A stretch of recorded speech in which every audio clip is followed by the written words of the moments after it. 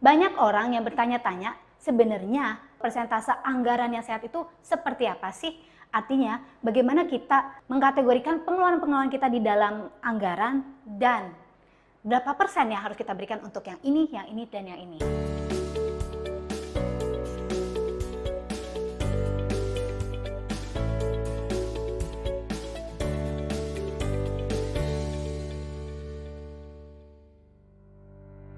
What's up everyone? Welcome back to Teta Omega TV channel, the best channel for inspiration, healing, and transformations to help you become the best version of yourself. Oke, kalau misalnya udah banyak nih bertanya-tanya, oke Kak, kalau kita udah siap nih bikin budget. Nah, bikin budget ini artinya kita masukin dong income kita atau pendapatan kita, lalu masukin pengeluaran-pengeluaran kita. Tetapi sebenarnya ada nggak sih persentase yang sehat nih? Yang istilah kata nih, dengan persentase ini semuanya bisa terpenuhi dan saya bisa nabung. Saya bisa punya bagian atau jatah untuk kalau misalnya kamu punya utang, bayar hutang. Yang saya kemukakan ini adalah apa yang diajarkan oleh seorang pakar keuangan global, yaitu Dave Ramsey ya.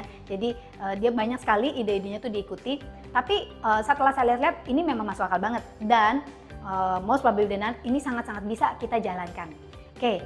Kalau menurut Dave Ramsey, kita ngelihat dari bagian ini, saving itu yang sehat adalah kalau kita menyisihkan 20% dari pendapatan kita untuk saving. Saving ini bisa dibagi-bagi lagi di dalamnya, yaitu yang pertama, kalau memang kamu belum memenuhi, adalah untuk disisihkan untuk membuat emergency fund. Jadi emergency fund itu ada rumusannya ya. Mungkin kamu bisa nonton video kita tentang emergency fund, jadi bagaimana menyusunnya dan berapa sih besaran emergency fund yang tepat untuk kamu. Ada di video ini. Jadi di dalam saving ini 20% ini kita bagi-bagi untuk pertama emergency fund, yang kedua untuk dana pensiun ya. Jadi kalau memang belum, dana pensiun bisa dimasukin di sini. Kalau di tempat pekerjaan kamu sekarang, kamu sudah mendapatkan yang namanya BPJS Ketenagakerjaan, itu juga termasuk dana pensiun. Setahu saya itu termasuk dana pensiun di dalamnya. Atau kamu juga bisa masukin, misalnya kamu punya asuransi yang khusus untuk menyusun dana pensiun, itu bisa kamu masukin di dalam kategori saving ini. Oke? Nah, yang berikutnya adalah bagi mereka yang menganut agama tertentu, tentu kamu mengenal yang namanya perpuluhan. Atau di dalam bahasa saya juga bagian ini saya gunakan untuk penyisihan dana sosial. Yang besarnya adalah sekitar 10%. Jadi perpuluhan kan 10% ya, jadi dana sosial. Oke, keep in mind ya guys, ini adalah persentase ini bukan sesuatu yang pasti untuk semua orang, tetapi yang disarankan secara minimal yang sehat. Ingat, artinya kalau kamu mau memberikan misalnya perpuluhan kamu lebih besar, sebesar 15%, 20% dari pendapatan kamu, why not? It's really okay. Ya, jadi charity 10%. Jadi charity ini bisa untuk kamu ngebantu teman, ngebantu keluarga kamu. Kalau dia mau pinjam duit, ingat ya, itu juga ada, kamu juga harus punya aturan-aturan sendiri, protokol sendiri tentang bagaimana menyamkan uang kepada orang, dan juga untuk perpuluhan, untuk donasi ke panti asuhan, sumbangan atau sedekah-sedekah lain. Oke. Nah, yang berikutnya adalah our basic needs atau kita punya expense yang sudah pasti di dalam hidup kita. Secara sehatnya dikatakan bahwa basic needs kita seharusnya tidak lebih dari 50% dari pendapatan kita. Artinya kita harus belajar nih guys untuk ngatur, terutama buat kamu yang masih muda, gimana caranya kamu nggak mempergunakan lebih dari 50% untuk kebutuhan-kebutuhan harian kamu. Ini termasuk kalau kamu sudah tinggal terpisah dari orang tua, berarti kamu harus bisa ngebayar sewa, mungkin cicilan rumah, atau juga listrik, air, gas, macam-macam. Dan jangan lupa makanan, groceries kita. Ya, jadi food, transportation, telecommunications, itu semua ada di dalam basic needs. Nah, yang berikutnya adalah wants atau our wants ya. Hal-hal yang kita inginkan. Di sini dikatakan bahwa our wants itu kategorinya 20%. Sebenarnya saya nggak terlalu setuju. Kalau kita mau belajar frugal, itu kamu bisa cut sampai misalnya hanya 10% atau 5%.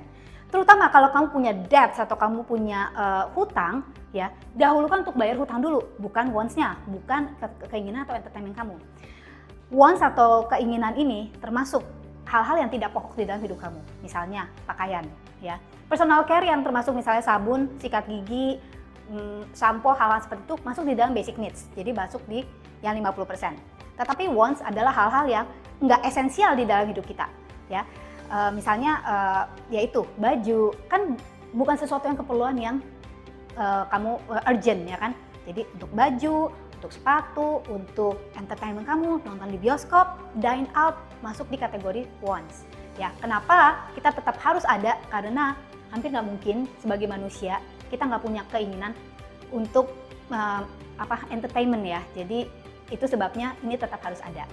Nah, itu sih basicnya guys. Kalau misalnya kita mau drop dan lebih jauh lagi, artinya saya kepengen nih Kak, gimana caranya breakdown lebih jauh lagi dong untuk yang ininya. Nah, saya ada beberapa panduannya. Nah, misalnya untuk housing, dari yang basic needs kita, housing kita masukin 25%, ya 25%. Jadi kalau kamu harus nyicil rumah, kalau kamu harus sewa rumah, hati-hati, jangan sampai lebih dari 25% pendapatan kamu. Supaya apa? Supaya kebutuhan-kebutuhan kamu yang lain itu nggak keteteran ya. Oke guys, ini di luar yang tadi ya guys ya, di luar yang tadi. Jadi jangan kamu jumlahin kok lebih dari 100% Kak. Nah itu nggak mungkin lebih dari 100%. Tapi ini adalah breakdown lebih jauh kalau memang kamu menginginkan. Oke, utilities atau kebutuhan-kebutuhan seperti listrik, air, gas, dan juga maintenance. Maintenance kalau kamu tinggal di apartemen berarti pasti ada maintenance. Kalau kamu tinggal di lingkungan perumahan suka ada namanya uang keamanan. Jadi itu termasuk di dalam utilities. Itu seharusnya jangan lebih dari 15% sampai 20% dari pendapatan kamu. So, kamu harus atur seperti demikian. Untuk food, untuk makanan kita hari-hari ya, itu kalau bisa kita cari gimana caranya di balance sampai 20% aja ya. Ya 20%. Dan apalagi personal care, jadi untuk personal care 5-10%, entertainment atau fun, entertainment atau sesuatu yang kita inginkan ya fun, yang wants itu ya, seperti saya katakan tadi, saya kurang setuju kalau itu 20%, tetapi kita bisa turunin sampai 5 atau 10%. Oke, demikian guys tips yang bisa saya berikan kepada kalian, bagaimana sih untuk ngatur budget kita, persentase-persentase yang masuk akal, yang sehat, sehingga semua kebutuhan kita ini bisa tetap terpenuhi sambil kita bisa tetap have fun.